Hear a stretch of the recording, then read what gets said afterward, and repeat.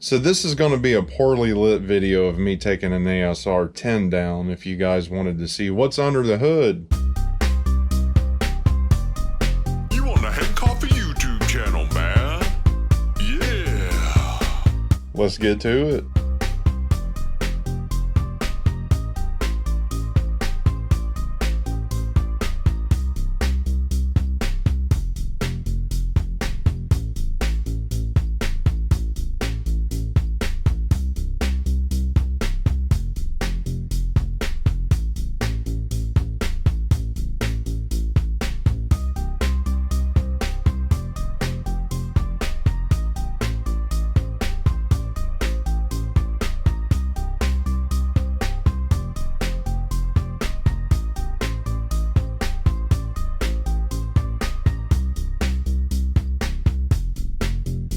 You want to slide this back like this because you don't want to shear off your input trim. You don't want to shear off any of these switches or knobs.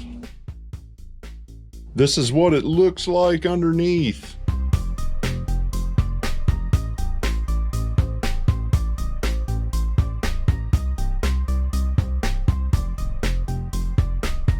Floppy, audio board, unknown, SCSI board. This is the main board. MIDI and foot switches and stuff. Power supply. This is the RAM. The RAM is maxed out on this one. Looks like ASR 1.5B for anyone wanting to know what those chips are. Any other thing of interest in here? Looks like the processor. I don't know anything about that. EP something. EP-ROM? I don't know. Here's some other chip.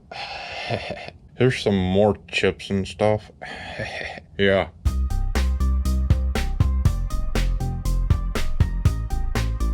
All right, it looks like to remove the key bed of this thing, we got to take these screws out. There's a row of black screws across here.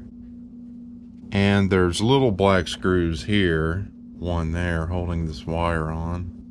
And of course, there's going to be some under this main board, probably all through here. The wiring harness to the keyboard goes through this square right here. So we're going to have to pull that out. The main board's got silver screws around the outside through here. There's two here on this metal bracket. There's one there. And there's one here with this wiring harness loop also. Before the screws come out though, we need to unhook all of the wiring because it's easier to do that when the board's tight. So we're going to remove the ribbon cables, take the silver screws out of the main board, pull the main board out. These cables are usually a pain to come off, and I used to never like taking them off because I didn't want to break anything. These have a clip that go over the top that hold the ribbon conductors in, because this is basically just pressed on over top of conductors. So you want to make sure you don't break this clip. I've found the easiest way to take them off is to wiggle them this way. You know, you can pry them on the sides too. There's also cable pullers, I'm sure, that allow you to grab the sides and pull up. This is a chip puller, but it seems like these are a little too wide. Maybe on a smaller one like this it'll work.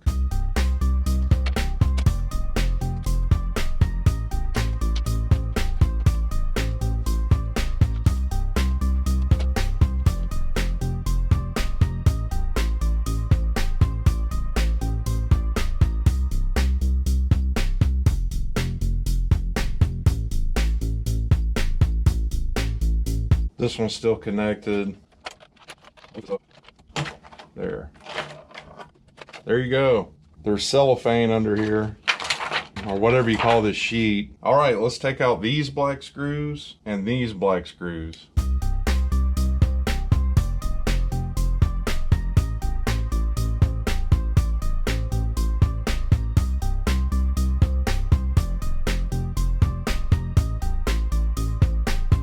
I forgot to do the keyboard cable. Instead of trying to work through this little square, I'm gonna go ahead and pull this SCSI board so it's out of the way, and then just fish the cable down through there with the keybed assembly. I can probably just take these screws out and pop these pins, and the board will lift up enough to get the keyboard cable through there. Let's try that.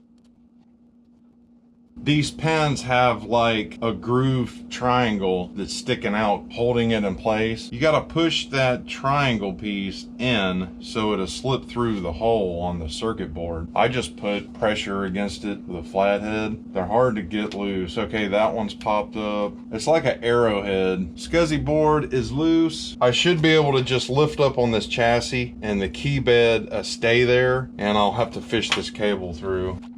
Yeah. Gonna take all 61 of these keys off and clean them. The first thing you do to do that is you got to take these 61 return springs off of here. I'm so OCD is not only do I put the springs exactly where they went, I also mark them so they're even the same direction into the hook. Even though this isn't really necessary on these because it's not a hook, they're just like barrel springs. But let's just do it anyways. Needle nose pliers.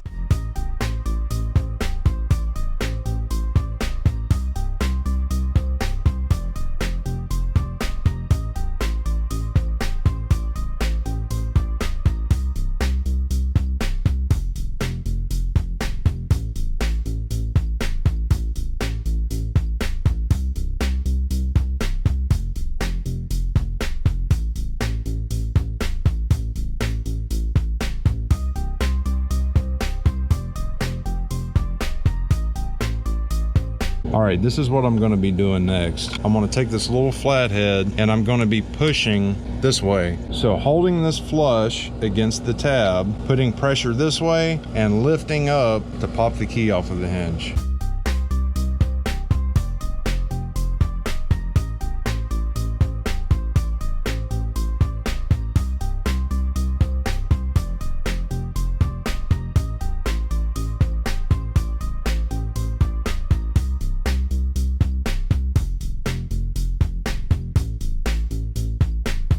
Yeah, you can see where stuff has been spilled in between the keys. Look at this. I'm gonna pull these keys off one by one, dunk them in hot water, and then wipe them off with a wet washcloth. I hope the circuit boards underneath these keys aren't trashed. I mean, the keyboard works. I just hope the circuit boards aren't covered with this stuff.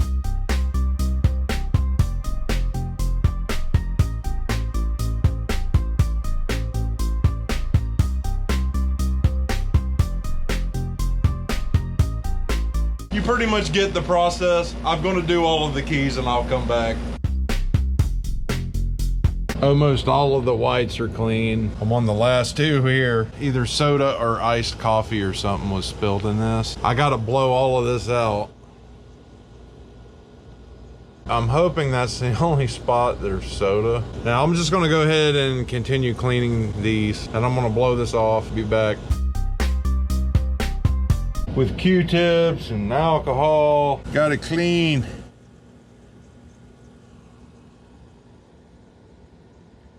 Everything's clean through here. Keys, I had to soak and scrub all of them. All right, so I got about 2 hours to put this thing back together.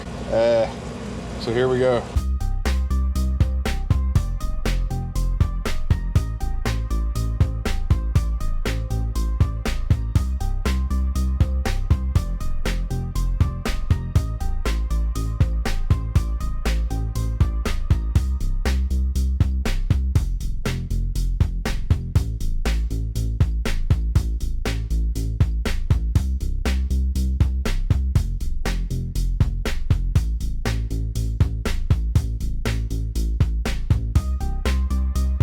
All right, make sure all these are on and secure. Put the springs back on.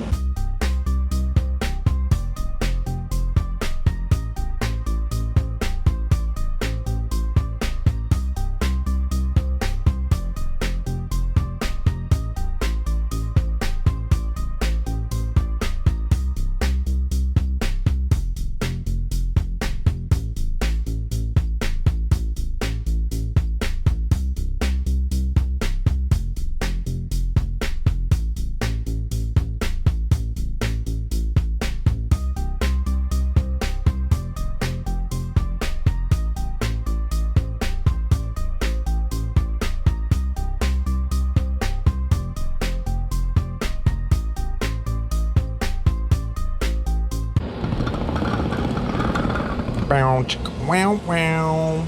All right, let's flip this back over. Make sure all of these springs are seated well. Yep. Upside down. I cleaned and blew this chassis out with compressed air, so it's nice and clean. And make sure this ribbon cable is fed through this square in here. Yaza. Okay. All right, let's put the screws back in the key bed and put this thing back together.